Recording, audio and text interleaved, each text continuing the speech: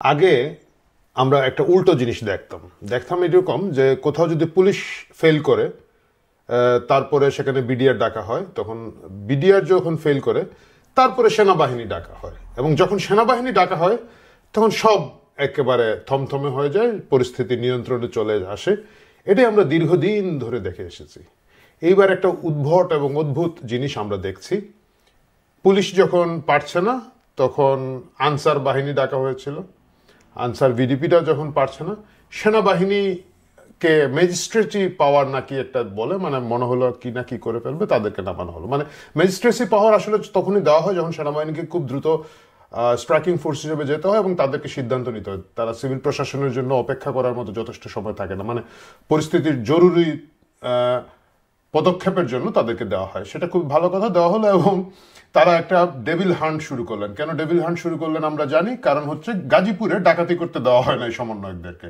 তারা গিয়েছিল মোজাম্মেল হকের বাড়িতে ডাকাতি করতে, এলাকার লোকজন ধরে মাইট দিয়েছে, পেদানি দিয়েছে। এই দুঃখে খুবই তারা এসে তাদের ডেডির কাছে বিচার দিয়েছে। তাদের ডেডি পরের দিন সেনাবাহিনীকে বলেছে যে ডেভিল হান্ট শুরু করে দাও।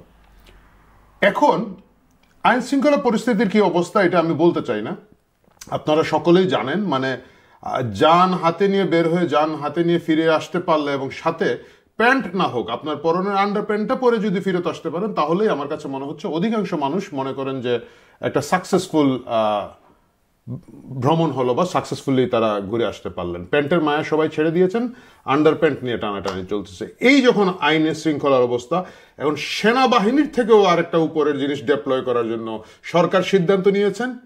সেটা কি? সেটা হচ্ছে মার্কেটের দারোয়ান, এলাকার সিকিউরিটি গার্ড, পাড়া মহল্লা যে হুইসেল দিয়ে রাতের বেলা চক্কর দিয়ে বেড়ায় পাহারাদার, নাইট গার্ড, ওনাদেরকে এখন ডেপ্লয় করবে। ফ্যান্টাস্টিক। যে পরিস্থিতি সেনাবাহিনী নিয়ন্ত্রণ করতে ব্যর্থ হচ্ছেন বা ইচ্ছাকৃতভাবে ব্যর্থ হচ্ছেন, পরিষ্কার কথা ইচ্ছাকৃতভাবে ব্যর্থ হচ্ছেন। আমি মনে করি না যে আমাদের সেনাবাহিনীর অবস্থা এত খারাপ যে তারা এগুলো নিয়ন্ত্রণ করতে পারতো না। সেই জায়গায় এখন তাদের উপরে দেওয়া হচ্ছে সিকিউরিটি গার্ডদেরকে, এবং এদেরকে আমরা বলছি অক্সিলারি ফোর্স। এইটা নিয়ে এসেছেন, এই চমৎকার আইডিয়াটা পুলিশ চালু করে দিচ্ছে। রাজধানী ঢাকার শপিং মল সহ আবাসিক এলাকার নিরাপত্তায় বেসরকারি কর্মীদের অক্সিলারি ফোর্স হিসাবে নিয়োগ দেওয়ার সিদ্ধান্ত নেওয়া হয়েছে। এরা কি করবেন? তাদেরকে একটা ব্যাজ দেওয়া হবে, তাদেরকে সহকারী পুলিশ লেখা হবে। সহকারী পুলিশ না, সহকারী পুলিশ কর্মকর্তা, মানে এদের পুলিশ অফিসার লেখা হবে। একটা ব্যাজ দিয়ে দেওয়া হবে, তারা গ্রেফতার করতে পারবেন, তারা পুলিশের মতো অভিনয় করতে পারবেন পুলিশ ছাড়াই, তারা এবং পুলিশের মতো প্রোটেকশন পাবেন। মানে পুলিশ দায়িত্ব পালনকালে কিন্তু অনেক ধরনের প্রোটেকশন পেয়ে থাকেন, কারণ তাদেরকে হয়তো কোনো না কোনো কারণে কোনো পদক্ষেপ নিতে হয় যেটাকে পরবর্তীতে খুব বেশি যাতে প্রশ্ন না ওঠে, তার জন্য এক ধরনের পেশাদারিত্ব প্রোটেকশন আছে, সেই প্রোটেকশনটা পাবেন। পাওয়ার পরে কি হবে? এই যে যারা দারোয়ান ছিলেন, যারা সিকিউরিটি গার্ড ছিলেন, যাদের একমাত্র কাজ হচ্ছে গিয়ে দুই দিকের রিক্সা থামিয়ে দিয়ে আপনার গাড়িকে মাঝখানে পৌঁছায় দেওয়ার বিনিময়ে 10 টাকা 20 টাকা টিপস নেওয়া, তারা এখন পুলিশ হবেন। পরিস্থিতি কি উন্নতি হবে? মানে আমি জানি না কারা এই উদ্ভট কাহিনীটা তৈরি করছেন। কোনোভাবে পরিস্থিতির উন্নতি হবে না। কেন হবে না? এরা এখন ওই যে আগে যে পুলিশ সিকিউরিটি গার্ড হিসাবে রিক্সাওয়ালাকে খেদিয়ে দিত, এখন রিক্সাওয়ালাকে অ্যারেস্ট করে ফেলবে, এখন সবজিওয়ালাকে অ্যারেস্ট করে ফেলবে। এবং তারা তাদের যেহেতু কোনো প্রশিক্ষণ নয়, তাদের কোনো ধারণা নাই কিভাবে মানবাধিকারকে রক্ষা করে একটা অ্যাকশনে যেতে হয়, কিভাবে মানুষের সম্মান রক্ষা করে তাকে ডিল করতে হয়। পুলিশকে কিন্তু পুলিশ মানুক না মানুক, কিন্তু তাকে তো একটা প্রশিক্ষণের মধ্য দিয়ে যেতে হয়, এবং তার ফিজিক্যাল ফিটনেসের ব্যাপার আছে, তার মেন্টাল স্ট্রেংথের ব্যাপার আছে। কিছু ছাড়া আপনি পাড়া মহল্লার নর্মাল সিকিউরিটি গার্ডদেরকে ধরে এনে পুলিশ বানিয়ে দিবেন, ব্যাজ লাগিয়ে দিবেন, সহকারী পুলিশ, তাদেরকে প্রোটেকশন দিবেন, তারা গ্রেফতার করতে পারবে। এই কেসটা কিভাবে করা হচ্ছে এটা আইনের মধ্যে আছে। আইনে কোথায় আছে? আইনে কিন্তু এত মাস পিপলকে একসাথে অক্সিলারি ফোর্স করার কোনো ধরনের নজির আমি কোথাও দেখি নাই। আইনে আছে যে কোনো বিশেষ কারণে আপনি কাউকে এরকম করতে পারবেন। সাধারণত কি হয়, ধরেন রাতের বেলা কোথাও গ্রেফতার করতে যাচ্ছেন, পুলিশের সাথে ওই এলাকার হয়তো দুজন ব্যক্তি যাবে যারা সোর্স বা যারা ঠিকানাটা দেখিয়ে দেখতে পারবে বা যারা অনেক ইনফরমেশন রাখে, তখন তাদেরকে অক্সিলারি ফোর্স হিসাবে কোঅপ্ট করে নেওয়া হয়। তাদেরও একটা লিগাল প্রোটেকশনের ব্যাপার, নাহলে তারা রাত 2টোর সময় কেন পুলিশের গাড়িতে উঠেছিল সেটা হয়তো একসময় প্রশ্ন আসতে পারে। এই যে লিগাল বিষয়গুলো কাভার দেওয়ার জন্য পুলিশকে সাময়িকভাবে সাহায্য করার জন্য অক্সিলারি ফোর্স করা হয়, সেটাকে একটা আপনি মাস এলাকায় দিয়ে দিচ্ছেন। কেন দিচ্ছেন? কারণ হচ্ছে পুলিশরা বলছে তাদের হাতে যথেষ্ট পুলিশ নাই। এই জিনিসটা আমি বুঝলাম না। 5 আগস্টের পরে আপনাদের হিসাবে তো 50-এরও কম পুলিশ মারা গিয়েছেন, তাহলে আগে তো এই পুলিশ ছিল, মানে জুলাই বিপ্লবের আগের যে পুলিশ বিয়োগ 50 জন পুলিশ, গোটা বাংলাদেশের 2-2.5 লাখ পুলিশের বাকি সবাই আছে। তাহলে ওরাই তো আগে এই আইন শৃঙ্খলা পরিস্থিতি নিয়ন্ত্রণ করতে পারতো।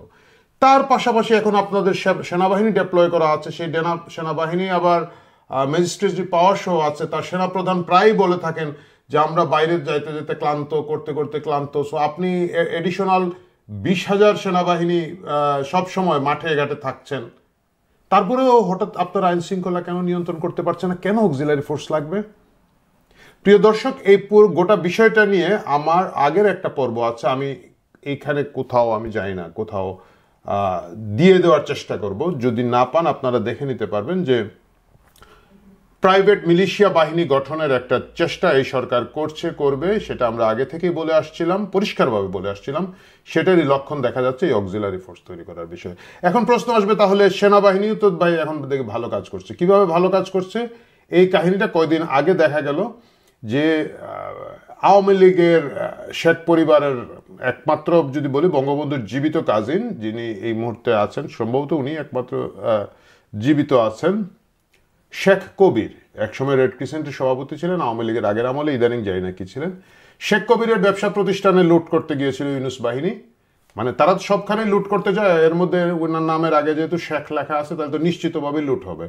সো সেই লুট করতে গেছে এবং খুব তড়িৎ গতিতে সেখানে সেনাবাহিনী গিয়ে পে দিয়ে, মাইর দিয়ে এই সমন্বয়কের শখ মিটিয়ে দিয়েছে। যদিও ওরা নিজেদেরকে সমন্বয়ক বলছে না, এখন বলছে আহ্বায়ক, অমুক থানা বৈষম্য বিরোধী ছাত্র আন্দোলন আহ্বায়ক। তো এই লুটপাটটা তারা আটকে দিয়েছে, এই লুটপাটটা আটকে দিয়েছে, আমরা সবাই খুব হাততালি দিচ্ছি।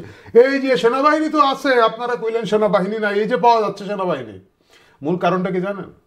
কারণ আপনি আমি বিপদের বলে সেনাবাহিনী আসতেছে না। গুলশান থানার সামনে থেকে মিছিল করে গিয়ে একজন মৃত গার্মেন্টস ব্যবসায়ীর অসহায় 2জন মেয়ে থাকে যে বাড়িতে, সেটা লুটপাট করা হয়েছে। গুলশানের মতো একটা প্রোটেক্টেড এরিয়ায় যে বাড়িটা লুটপাট করা হয়েছে, তার 100 গজের মধ্যে খুব বড় বড় হাই কমিশন এবং এম্বাসিগুলো আছে। 100 গজের মধ্যে, মানে ঢিল ছুড়লে দেখা যাবে।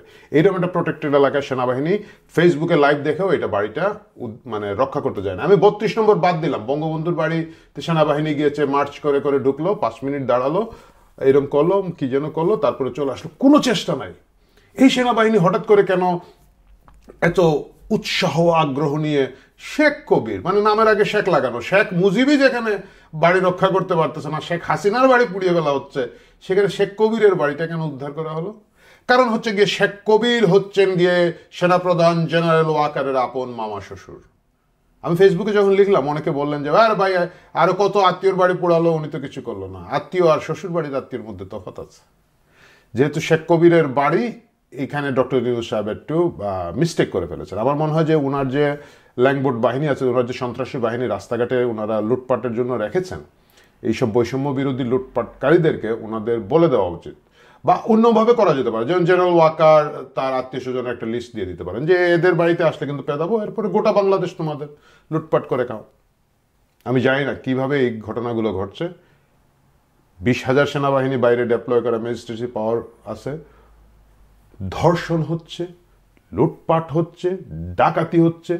একটা মানুষের 6 তলা বাড়ি দেখলাম টাঙ্গাইলে, খুব সম্ভবত টাঙ্গাইলে একজন সাবেক এমপি, বাড়ি দখল করে ফেলতেছে মেয়ে নিজের সমন্বয়ক দাবি করে।